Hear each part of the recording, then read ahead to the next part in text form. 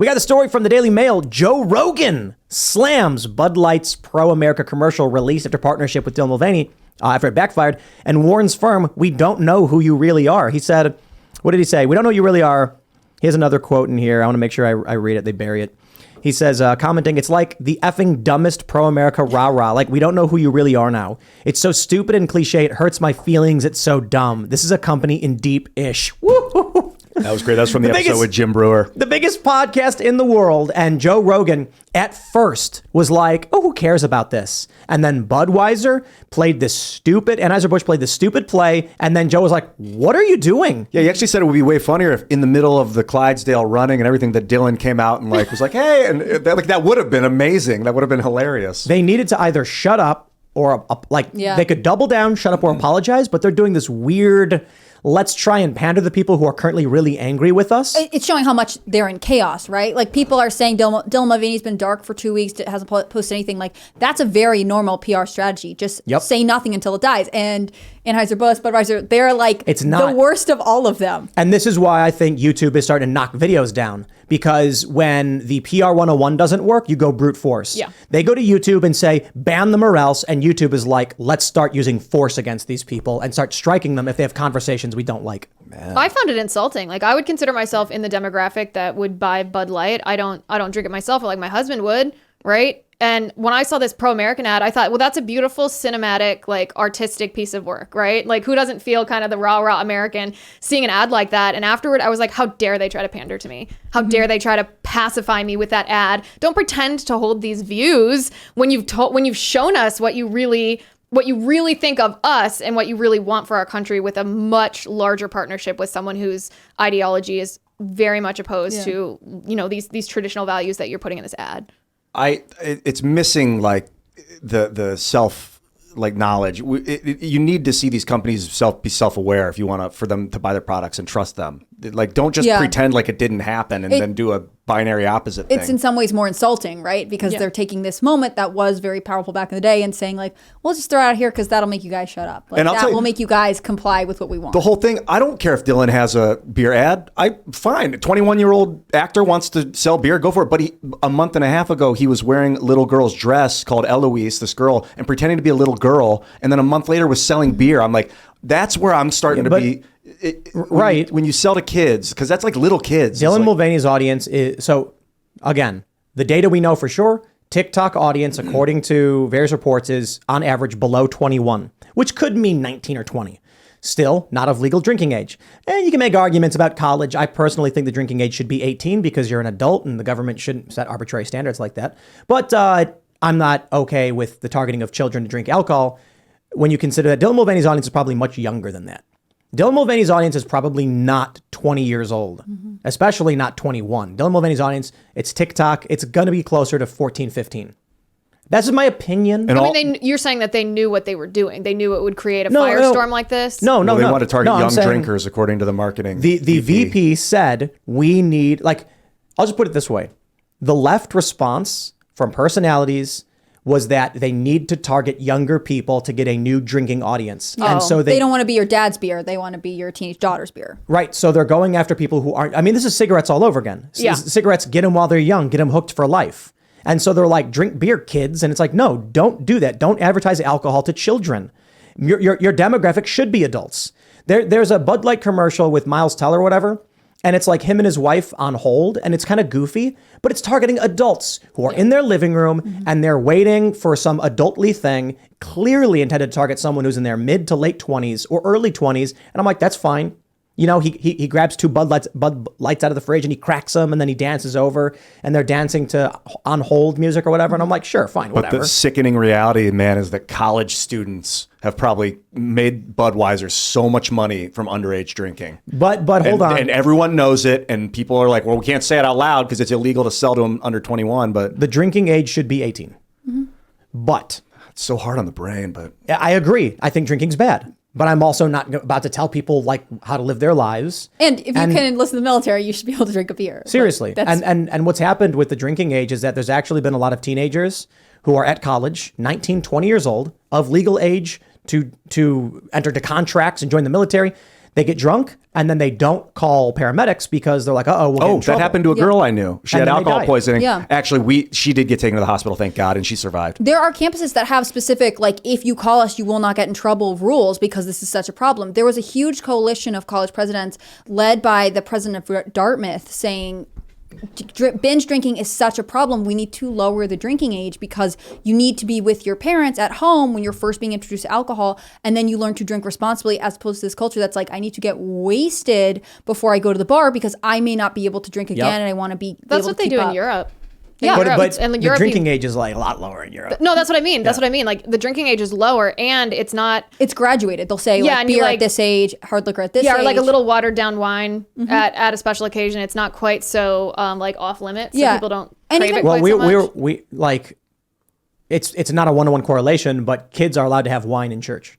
Not like you're Yeah. guzzling Well, it, but In Texas, you can drink at the age of 16 if your parent is present. Yeah, that's wow. true in Wisconsin Yeah. too, I think. There are a couple states Yeah. that have that culture where, again, like if you were at a restaurant with your parent, you might be able to get a drink. I don't know the legality of all of it, but we create a culture that teaches people to drink responsibly as opposed to see it as a substance that you're not going to be able to get. So you might as well basically kill yourself. this is a good one. We should read this. It says an opinion piece published in Bloomberg last week described the move by Bud Light as setting a new low in corporate courage.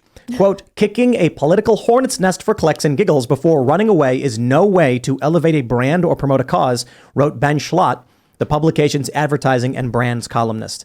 Like, I think the important thing to point out is that y'all actually had Joe Rogan the first week. Then you doubled down in this weird way, and now Joe Rogan he's in the fray. And he's like, okay, this is really stupid now. They let some young activist marketing VP make the weird, sell the beer to Dylan, sell the beer to his audience.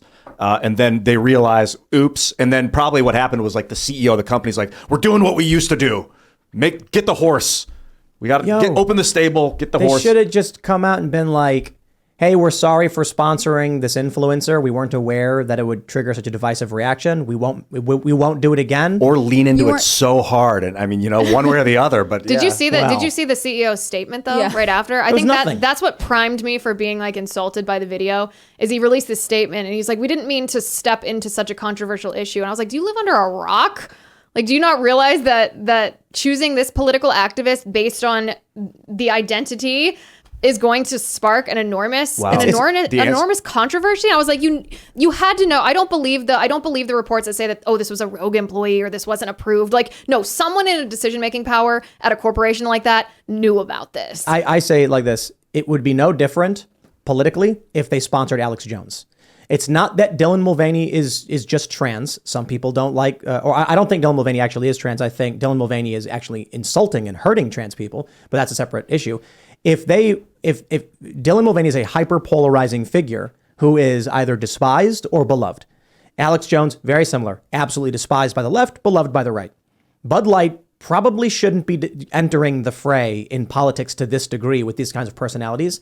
And I really, I agree. I think they knew exactly what was going to happen. It's possible that some people didn't, which is equally as freaky to me. But what I mean is, I don't think they expected this level of chaos. No, yeah, no way. I think they thought they were going to get a ton of attention. Yep. And right, They could stop it in a second, though. I was saying this on my show the other day. I said they underestimate how forgiving conservatives are because we're not the ones that engage in cancel culture, right? We just in this case don't want to vote with our money. We're not saying, oh, we're going to write you off for life. If they came out and said, hey, please forgive us, we're sorry, we won't do this again, we realize that it's not in alignment with what our values have been and what your values are, then we would all be like, oh, okay, no problem. Well, like, we actually forgive you if you truly repent. But the fact that their CEO was just like, we didn't know that we were being this way. But I want to clarify that people on the culture war right, post-liberals, libertarian, etc., absolutely should boycott companies and refuse to partake in their products. That's not cancel culture. I agree. Cancel culture is when you went, hey, Budweiser, we just found out that 20 years ago you made a commercial that had an American flag in it, so we are boycotting your product. Cancel culture is when you go to someone's past. I agree. That's what I'm saying. Conservatives are forgiving. This isn't cancel culture. This is just momentary consequences for their behavior. And so it's not a forever thing. Like, I would never, at this point, I plan never to buy anything Anheuser-Busch ever again. But if they come out and apologize for it, I'd be like, okay, sure. Yeah. I said this in Austin. If they came out that Friday and said, We're really sorry for sponsoring this individual. We did not realize how divisive this would turn out to be. We won't do it again. We respect and love all of our customers and those who enjoy Bud Light. Let's get back to just having beers with each other and not, being politically divisive. We're sorry. I would have got up on stage and I would have yelled, "Woo, Bud Light's for everybody on the house. I'm buying." I would have immediately went out and I don't even drink. Do you think they're afraid of the backlash from the other side of this? Like if you say Whoopi Goldberg threatened them. Right. And if you say like, we won't do this, we won't ever do this again. Like, what are you saying? Are you saying you won't have a trans person? Are you saying you won't have someone whose audience primarily teenagers? Are you saying it's part of the, like, I think so many of these issues They wouldn't sponsor Dylan Mulvaney again. Yeah. But is that enough? Like, is that going to seem like a direct threat to the other side of the aisle? So to speak? I don't care. I mean, the other side of the aisle, 20-year-olds and teenagers aren't buying Bud Light. So they've decided to alienate their entire market in an effort to attract teenagers. What? Yeah, that's ridiculous. This is what I said. You have the ages of 21 to 80. Okay, where you're marketing beer to these people at barbecues, at picnics, at sporting events. And they said, the woman actually came out and made a video where she was like, we need a new, younger audience. And it's like, you're at best targeting 21 to 24-year-olds. So you're going to take those 3 years over the entire human lifespan. You're sacrificing your entire, doesn't make sense. You're talking a little bit like a businessman that knows more than I think that the Anheuser-Busch people know, because you're looking at it just from a revenue, like marketing standpoint. I think there's more at play than just making a business decision. Impact investment. Yeah, I think that the ESG stuff, like behind the scenes, they're getting incredible pressure, especially because they have been somewhat of a patriotic company or tried to appeal to patriotic people in the past. Like they're getting incredible pressure from these ESG systems now, these ESG metrics, to be woke, not just environmentally, but on social issues. That's why we saw those companies like paying for their employees to go to different states for abortions, like announcing they were going to do that, because that's being a good corporate citizen. That's crazy. It's crazy. It's super crazy. And that's the same with this. I mean, I think this plays into it more. Have you seen a sketch where twice the woman asks for maternity leave and they're like, no, but we'll fly you there to abort the baby. Yeah. Like we won't give you time off. We won't give you any extra money. You can't have the kid. It just literally made no creepy, sense. It's better for us to keep you as a worker bee. What's the woman? That's really what it is. The cost of maternity leave for a corporation is greater than the cost of the abortion. So these corporations were offering to pay for women to travel out of state to get an abortion because it saves them money in the long run. Mm-hmm. That's insane. It's because they really care about me. It's because they want me to be happy. They want you to be a CEO. Have it all.